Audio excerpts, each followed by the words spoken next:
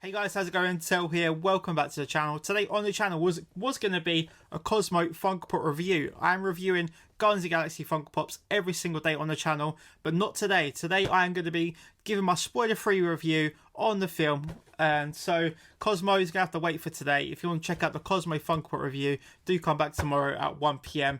GMT for the review.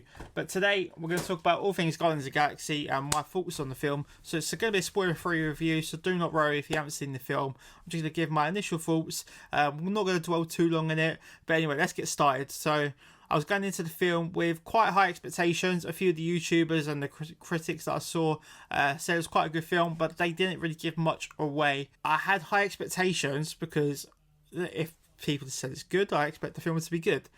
But we've had Ant-Man Quantumania, and I thought that could be good, and it wasn't good. It wasn't a good film for me. It's just a very messy film looking back at it, and I'm trying to remember Ant-Man and the Wasp Quantumania. I can't really remember much about it. And it's the same with Thor Love and Thunder. Again, I think a film coming in where we're seeing Thor again after Avengers Endgame, going into it thinking Thor Love and Thunder, yes, this should be good.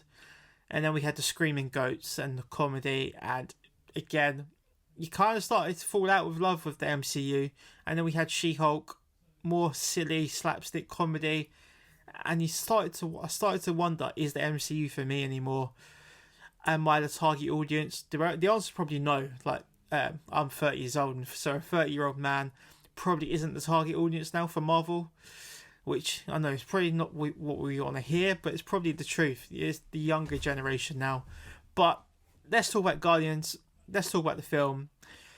I have to say, saw the film, still thinking about the film now, and I have to say the film absolutely delivered. It actually went above and beyond my expectations. There was thoughts in my head and things I thought could happen, and the way I would plan things out if I was obviously producing the film. But I think what James Gunn done went so far above and beyond my expectations and my actual ideas of an ending. I think he just absolutely nailed it. And so, yeah, we're coming away from that film. I'm a bit taken back by how good it was, because I wasn't the biggest Guardians of the Galaxy fan. I liked all of the Guardians individually, but I think almost as a film, I thought there was a bit too many characters, too many species in the first one just thrown at you, and it's quite a lot to take on board. But overall now, looking back at it as a trilogy, it's such a strong trilogy. You learn to love the characters from, volume 1 up to volume 3, and the soundtrack of course helps with that even more, with this, because the Guardians has such a strong soundtrack, and the power of music gives this emotion, and it makes you feel, it makes you really hits you here when certain songs play, and James Gunn is brilliant at that, on playing your emotions. I said it, I was trying to think of a way to describe how I felt watching the film, because there are definitely moments, as you can tell from the trailer, there are definitely moments that are going to make you choke up. And the best comparison I've actually got from watching that film is James Gunn's got your heart, and he's treating your heart like a flannel. So your heart is a wet flannel. Bear with me, guys. So I picture that your heart is a wet flannel, and James Gunn is gonna try and rinse the flannel and get all the water out of the flannel. So I'd say every 25 to 30 minutes, James Gunn's doing this to your heart. He's twisting it, and the water's coming at your heart, and you're really like holding it in. You're trying not to let your emotions out, because it's there.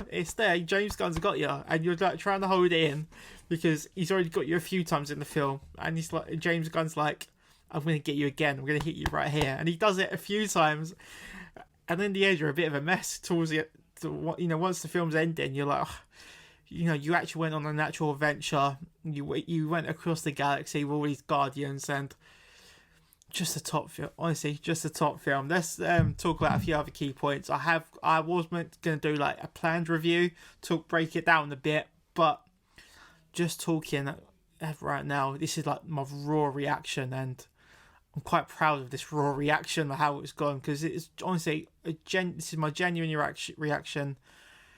going to start doing more movie reviews. I'm going to obviously try and get better at these movie reviews.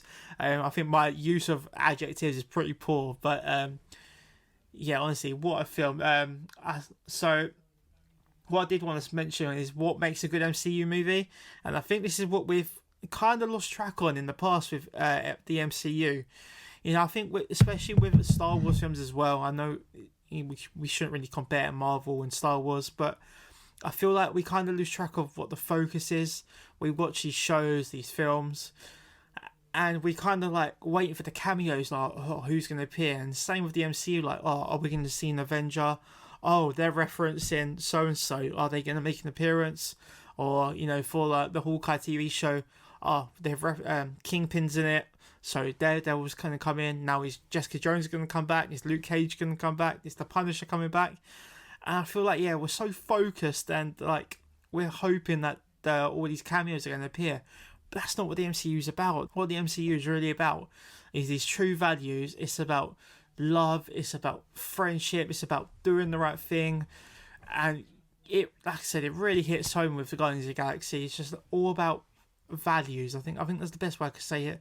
You know, it's just, it hits you. It really, James Gunn really does hit the nail on the head, and it gives you a friendly reminder of what and why we watch these MCU movies. It's just the heart that Guardians of the Galaxy Volume 3 brought is what has been missing from these recent films and TV shows. And I have to say, I probably would go back as far as Endgame. That is the last time I actually felt, you know, that true love and the true values in these films, because it's been missing for a long time now. And I think we've had these moments where it's like, oh yeah, like I felt that was a nice touch, and then there'll be like a random joke or a comedic moment, and you're almost insulting the fans where you're trying to bring comedy into a touching moment, when, you know, it's nothing wrong with feeling emotional and feeling like, you know, feeling love in these Marvel films, but it's recently Marvel felt like they're trying to take a dig at you for like feeling something in these films. But with James Gunn and this film, he wants you to feel these emotions, and he lets you feel these emotions. So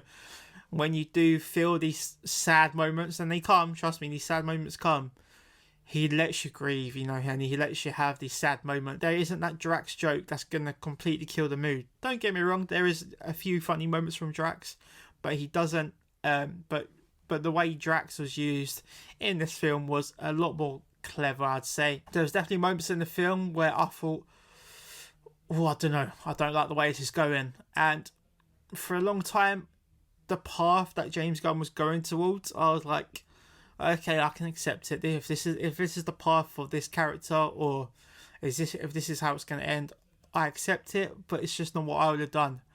But the way it went in the end and the way it fitted all together was bang on. Like I said, I couldn't think of a better ending. Everyone does get their arc, and everyone's story does get completed, I'd say.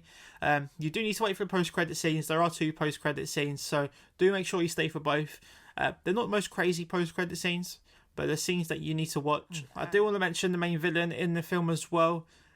He was a pretty strong villain. I do apologise. I do not remember his name. I don't think his name was used that much, but it was something. He was part of the Octocorp,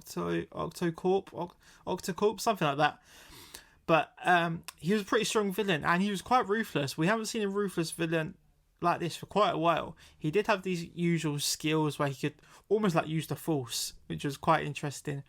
But there's some scenes in there where, you know, you feel like, here we go, another evil villain speech, and that's one of my biggest pet peeves.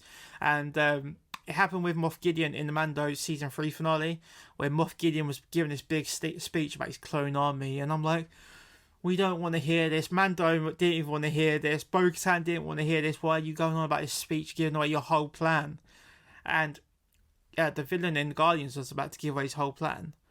And Star-Lord literally goes, "Oh, here you go. Here's your evil villain speech." And I was like, "Yes, thank you." Like, you're actually using a comedic reference at the right moment, because it's pathetic when these evil villains give these big speeches. Because I think that's so outdated now. That really shouldn't be a thing anymore. Like I said, with Darth Vader, you're not gonna see Darth Vader giving all these plans with the Death Star and how he's gonna blow up all these planets. It's just not a thing. I think it's just such a ridiculous thing when these villains give away their whole plan and it just doesn't work. But Guardians, they completely acknowledged it. They completely read the room. And so, yeah, it made the villain a really, really strong villain. Just a couple more things before I wrap up. I've mentioned it already, but the comedy, and I do feel the comedy is just right. Of course, we've got some great characters, you know. There are some, we've got Rocket, you know, who can be quite funny. We've got Drax, who's got humour. We've got Nebula, who's got that, you know, that dark comedy, you know, that really blunt humour that works. And then you've got obviously Star-Lord, who can be cheesy. He's got a bit of the cringy humour, but it was all very well balanced. And like I said, they didn't disrespect the MCU, and they didn't disrespect the fans when it comes to the comedic moments that I was really proud of. And finally, that's the Guardians trilogy wrapped up. And I was going to say I think, but I know, I'm 100% sure that is the best MCU trilogy out there to date. We've got Captain America, we've got Iron Man, we've got Thor, we've got Ant-Man. I may be missing another one, but now we've got the Guardians. And honestly, I think Guardians are up here. I think Captain America may come second, but I think you'd have Guardians up here, and then Captain America here, and then Iron Man there, and then Ant-Man there, and then Thor will be out of camera. But honestly, overall, absolutely loved it. Definitely going to go back to the cinema, see it again. I'm still thinking about these moments in my head. If I could watch it again now, I definitely would. If it was on Disney Plus, I'd 100% put it on. So right now, I just want to lay down and give my dogs a big cuddle, because like I said, the values of the film is exactly what a Marvel film should be about. I'm so excited for everyone else to go see it now. If you have seen the film, I do want to hear your thoughts in the comment section down below, guys, and let me know what you think of the Guardians film. And of course, once you've seen it, where does it rank as a trilogy? Is it number one for you, like me, or does it drop a little bit lower? I'd love to hear your thoughts. Please do leave the comment section spoiler free so everyone else can watch this video. But anyway, massive thank you for watching my review, guys. I absolutely had a brilliant time watching Guardians. I would say the MCU is back, but unfortunately James Gunn isn't going to do every single film now. I'm not sure where we go from here with the Guardians and with the MCU, so it's going to be tricky where to go. Obviously, I think, well, what I can be sure of is James Gunn is going to deliver with the new DC projects he is working on. So I'm not biggest DC fan, but with James Gunn in the frame, I've got a good feeling that DC is going to be on the up. But anyway, guys, thank you for watching today's video. If you did like today's video, do be sure to give me a big thumbs up. And if you like the content and want to see more from me, please hit that subscribe button as well down below. Thanks for watching, guys, and I'll see you on the next one. See you later.